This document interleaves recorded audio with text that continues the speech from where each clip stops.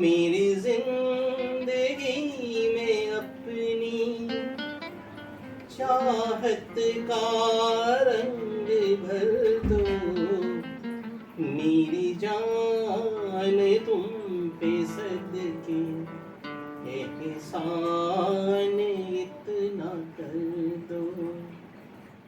आज हमारे साथ हैं डॉक्टर मनोज, जो पटना में सुपर स्पेशलिटी जो हमारे यहाँ डायबिटीज़ की है, गार्डनर रोड हॉस्पिटल, उसमें निदेशक हैं। मनोज जी नमस्कार। आज मैं जस्ट कैजुअली आपसे बात करने के लिए आया। मैं चाहता हूँ कि जो 60 प्लस के खास करके लोग हैं, उनके लिए डायबिटीज़ की जो डायबिटीज़ का जो एक फोबिया हो गया उनके पास, उसके लिए आप कुछ अगर टिप्स उनको देना चाहें, कुछ बताना चाहें, एडवाइस करना चाहें। देखिए, सबसे पहले तो ये है कि लोगों के मन में जैसे ही पता चलता है कि मुझे डायबिटीज़ है, लोगों के मन में एक कहाँ से भ्रांति बैठी हुई है कि डायबिटीज़ का मतलब क्यों, इसके साथ भी हम अपने लाइफ को वैसे ही लीड कर सकते हैं, वैसे ही रह सकते हैं जैसे कि काम इंसान रहते हैं। और डायबिटीज़ क्या है, सिंपली है कि ब्लड शुगर का एक जो मानक मात्रा है उससे ज़्यादा जब बढ़ जाता है, जैसे फास्टिंग में अगर आपके 126 ऊपर चला जाए, खाने के बाद अगर 200 ऊपर चला जाए, या HbA1c जो है आपका 6.5 को क्रॉस करते हैं, तो हम लोग बोलते हैं कि पेशेंट जो डायबिटिक होते हैं। और उस कंडीशन में कुछ खास चीज़ें हैं जो उन्हें करनी चाहिए।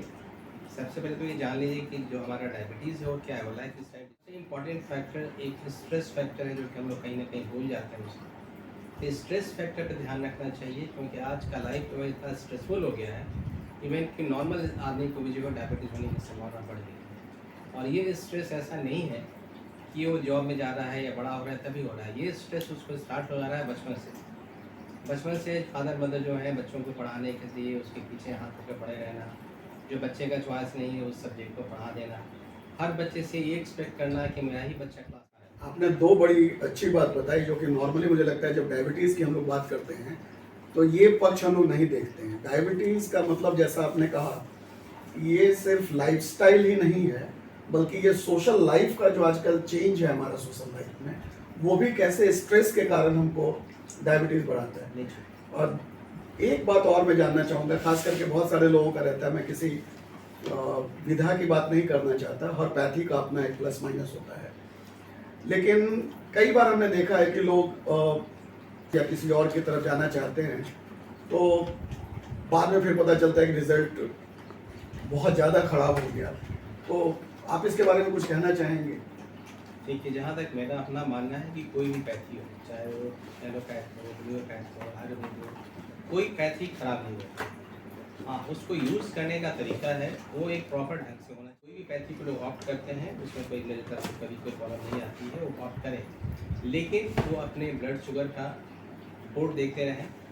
आपका डायबिटीज़ कंट्रोल का अगर 3 मानक है, अगर आपका ब्लड शुगर कंट्रोल है, आपका हाइपरटेंशन कंट्रोल है, आपका कोलेस्ट्रॉल का लेवल कंट्रोल है, तभी हम लोग बोलते हैं कि आपको ये डायबिटिक है। अगर आपका कोई भी पैथी, चाहे वो कोई पैथ से हो, अगर वो तीनों चीज़ को कंट्रोल रखता है तो उससे मुझे नहीं लगता है कि किसी चीज़ से कोई पैथी से परहेज करने की आवश्यकता है। जो इम्पोर्टेंट बात मुझे समझ में आई कि आप किसी पैथी में जाते हैं, लेकिन जो एक रेगुलर चेकअप वाला पार्ट है वो आप नहीं छोड़ सकते हैं, और जो 3 मानक आपने बताए वो तीनों मानक पर चेकअप। सब लोग सजेस्ट करते हैं कि मॉर्निंग वॉक बहुत यूजफुल है इसमें, और तो आप क्या समझते हैं, मतलब आपका क्या एडवाइस होगा कि ये मॉर्निंग वॉक या ऐसी चीज़ों का कितना इम्पैक्ट पड़ता है इसके ऊपर? देखिए, फिजिकल एक्टिविटी जो हम लोग मान के चलते हैं कि अगर आप वीक में 150 मिनट्स करते हैं या पर डे 30 मिनट करते हैं तो वो सफिशियंट है। लेकिन ऑफकोर्स ये माना जाता है बेटर कि अगर हमारा मॉर्निंग का जो वॉक होता है वो ज़्यादा बेटर कंडीशन में उसको हम लोग फ़ायदा करता है डायबिटीज़ में, क्योंकि उस समय जो हमारा मेटाबॉलिक रेट होता है बॉडी का वो काफ़ी हाई रहता है, और उस समय जब हम एक्सरसाइज करते हैं तो हमारा एवरीथिंग जो है वो प्रॉपर वे में काम करता है। जितने भी हार्मोन्स होते हैं उस समय मॉर्निंग में जो है 8 से 10 के बीच में राइज करता है, तो उसको बेटर वे में कंट्रोल करता है। लेकिन अगर आपके पास सुबह में टाइम नहीं है तो आप अगर शाम को भी करते हैं या किसी समय करते हैं तो भी आपके डायबिटीज़ के लिए और हार्ट के लिए वो बेनिफिशियल रहेगा और कर सकते हैं। अभी जो आपने मेटाबॉलिक की बात की, और मैं देख रहा था कि इसके पहले जब आप किसी पेशेंट को एडवाइस कर रहे थे तो आपने एक बात कही थी, और मुझे लगता है बहुत इंपॉर्टेंट बात लगी मुझे, कि कई बार होता है कि हम दवा बीच में किसी कारण से मिस कर गए और उसके 2 दिन के बाद पता चला कि जब हमने चेकअप किया तो वो रूटीन इसमें जो आ रहा था मेरा उतना ही आ रहा है, बढ़ा नहीं है। तो हम लोग एक डिसीजन ले लेते हैं कि अच्छा लगता है डॉक्टर अननेसेसरी की दवा खिला रहा है, अब छोड़ा जा सकता है इसको। तो ये वाला जो गड़बड़ करते हैं लोग ये बहुत ही अच्छा क्वेश्चन है और एक यूजुअली हम लोग इसमें देखते हैं जनरल पेशेंट्स में कि वो दवा छोड़ देते हैं। उन्हें लगता है कि मेरा शुगर जो है कंट्रोल हो गया है और वो दवा को छोड़ देते हैं और ट्रायल ले लेते हैं, लेकिन ऐसा नहीं करना चाहिए, क्योंकि डायबिटीज़ में एक बहुत ही खास चीज़ होती है जिसको लोग बोलते हैं मेटाबॉलिक मेमोरी, और दूसरा लोग बोलते हैं हनीमून पीरियड। नाम बड़ा बढ़िया रहे सर दूसरा। नाम बहुत अच्छा है और काम भी वैसे ही है।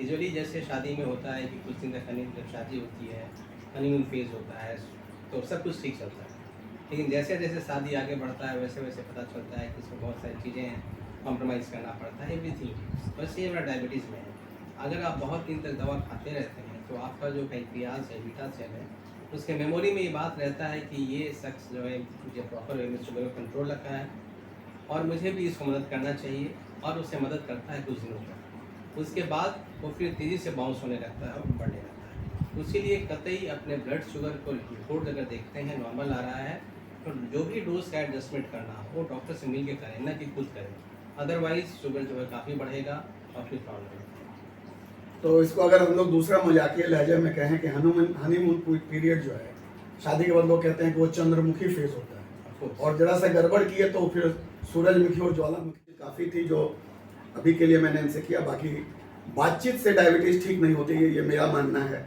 उसके लिए डॉक्टर से कंसल्ट करना, जैसे इन्होंने कहा, और रेगुलर कांटेक्ट में रहना, एडवाइस लेते रहना बहुत ज़रूरी है। तो बहुत बहुत शुक्रिया डॉक्टर साहब आपका। और मुझे लगता है कि अपने जो हमारे 60 से ऊपर वाले साथी हैं उनके लिए ऐसे भी ज्वालामुखी फेज में होते हैं, तो ये वाला कम से कम ज्वालामुखी से बचे हों। एक लाइन मैं फिर से बोलना चाहता हूँ, जो 60 के ऊपर है सभी को, ये कॉन्सेप्ट रखना है कि डायबिटीज़ कभी भी क्योर नहीं होता है, डायबिटीज़ कंट्रोल्ड होता है। तो जब भी हो डॉक्टर से मिलें, डॉक्टर की सलाह पे काम करें, रिस्क ना लें, क्योंकि वो पीरियड ऐसा होता है हर पेशेंट्स का जिसमें कि उसका हार्ट एलिमेंट कहीं ना कहीं इन्वॉल्व होने लगता है, किडनी जो है इन्वॉल्व होने लगता है। तो उसमें कभी भी रिस्क ना लें और साथ में खुश रहने का काम करें, दोस्तों से मिलें, दोस्तों के बीच में रहें, फिर सबसे बड़ी चीज़ आती है। Thank you. और इसीलिए डॉक्टर साहब को डायबिटीज़ नहीं है, लेकिन खुद हमेशा जो है वो माइक वाइक लगाए हुए हैं, मौका मिलता तो मैं वो गाना भी इनसे सुनता अभी। पेशेंट्स बाहर बोलते हैं, वो भी मुझे लगता है मैं इनको बताना चाहूँगा जो बाहर पेशेंट्स इनके बारे में बोलते हैं कि डॉक्टर साहब कभी डायबिटीज़ से डराते नहीं।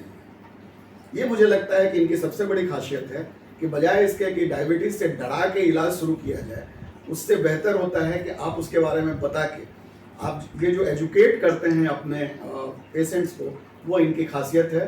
और बहुत बहुत शुक्रिया डॉक्टर साहब आपका। Thank you. फिर कभी मिलेंगे जरूर। ओके।